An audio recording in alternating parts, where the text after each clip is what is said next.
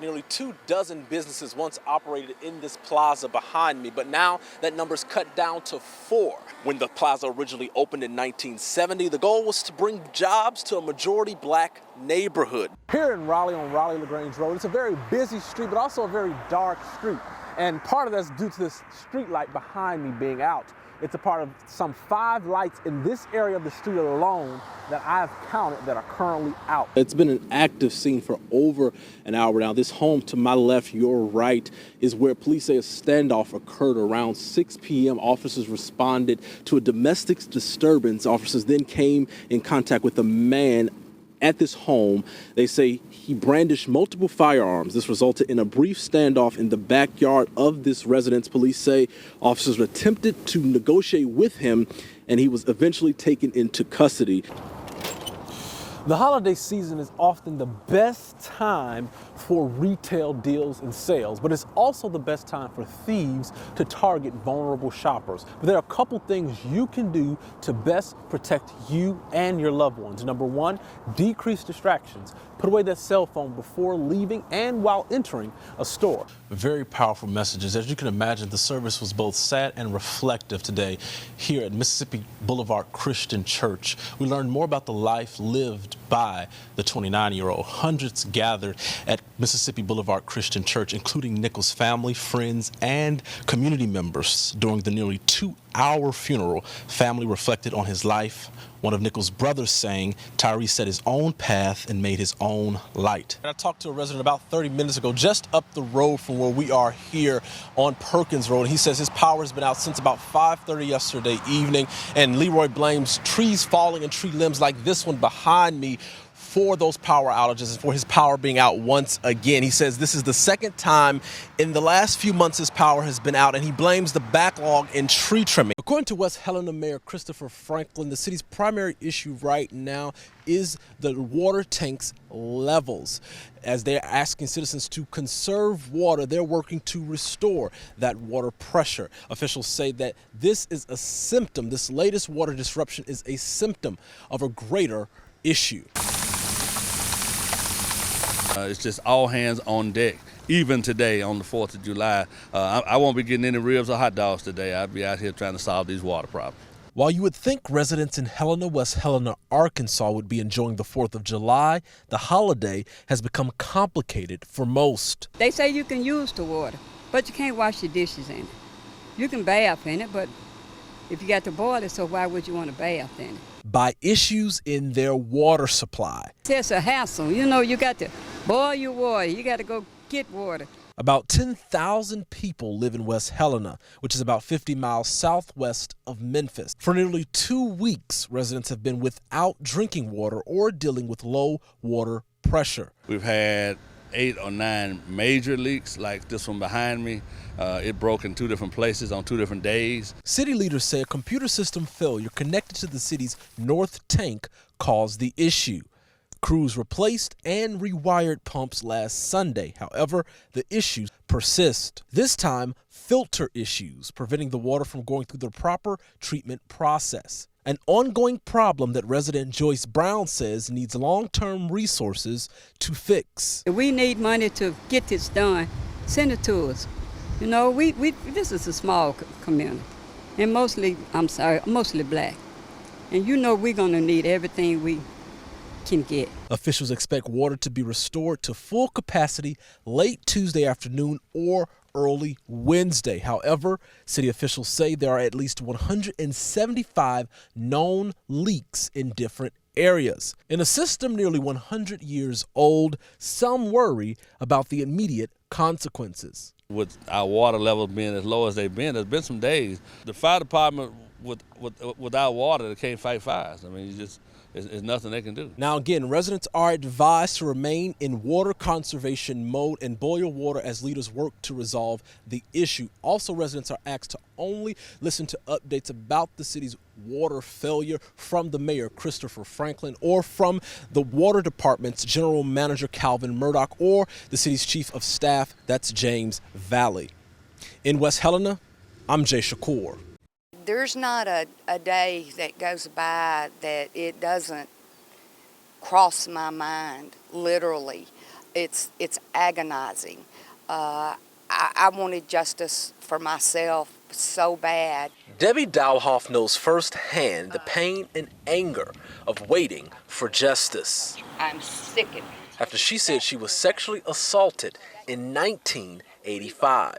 In 2014, they discovered all of these kits that were untested here in Memphis. I got my hopes up thinking that possibly my kit was there. But to her shock, it wasn't. Dalhoff says she and other survivors' kits were destroyed. While TBI bulked up staffing to speed up the existing rape kit backlog, for some Memphis City Council members, that's not good enough. This is a step towards closure for whether it's a homicide, whether it's a rape, whether it's an aggravated assault. Victims deserve closure. Earlier this year, Memphis City Council member Martavius Jones and others proposing a new crime lab right here in the Bluff City to speed up DNA testing and fast-track justice for sexual assault survivors. That measure failed. Supporters say it was necessary after news emerged that Cleotha Henderson, charged with raping and killing Eliza Fletcher last September, hadn't been charged in a separate 2021 rape case of another woman because of a delay in processing of a sexual assault kit. It's something that may have been avoided had we had the proper, crime lab, if we had a sense of urgency with the rape kit that was already in waiting, if you would, for an offense that had taken place prior to Mr. Henderson victimizing Ms. Fletcher. Longtime survivor Dalhoff says the Henderson case and many others is proof both the city and state must continue efforts to get more tests cleared faster. I suffer more not from my criminal attack. I suffer more from what has happened to me with this city in the way that my case was treated and these other victims' cases have been treated. And bring justice to others sooner. I am glad that there's some progress. I just think that this is so slow moving that it inflicts more pain on the victims.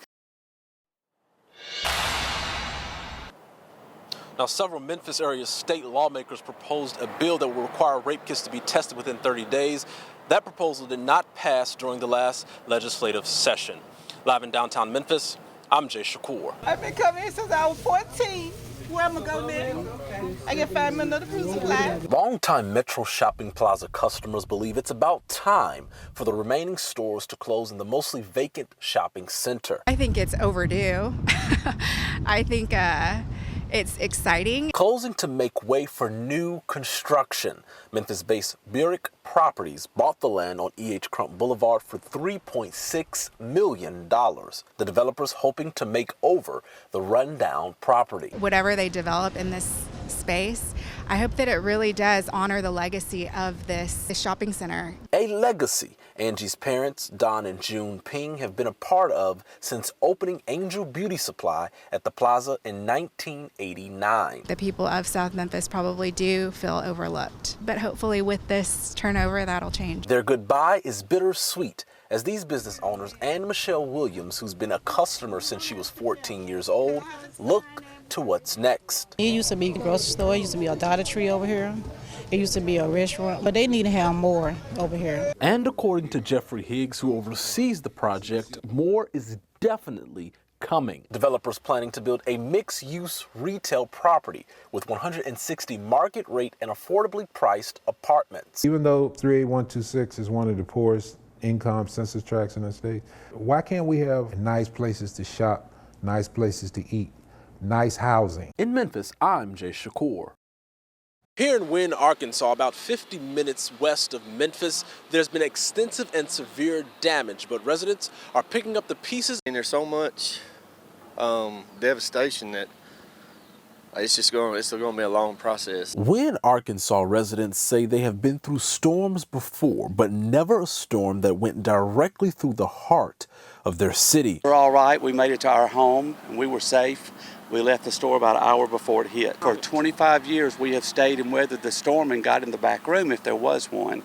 This time, the storm hit about 4 and about 3 o'clock, and I said, I just feel like we need to leave this time. Daryl Calvert and his wife Charlotte have owned Cordial Cottage, a general store, for more than 20 years. Me and my wife, this was our livelihood. Their family's business, along with a daycare, was destroyed less than half a mile away from the district's only public high school, also destroyed in the storm. Trees around the campus are completely uprooted. Most of the roof is torn to pieces and the main entrance has collapsed. With a population of nearly 8,300, the mayor of Wynne, Jennifer Hobbs, says the extent of the city's damage is still unknown. But Charlotte and Daryl say despite this tragedy, they will remain resilient and rebuild.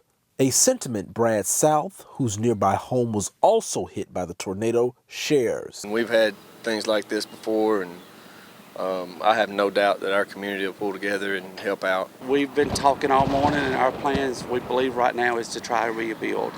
Maybe not as big as before, but something to get us up and going. But it looks like it may take a year or better. Now, over 20 people have been injured, and the coroner confirms there have been multiple deaths. In Wynne, Arkansas, I'm Jay Shakur.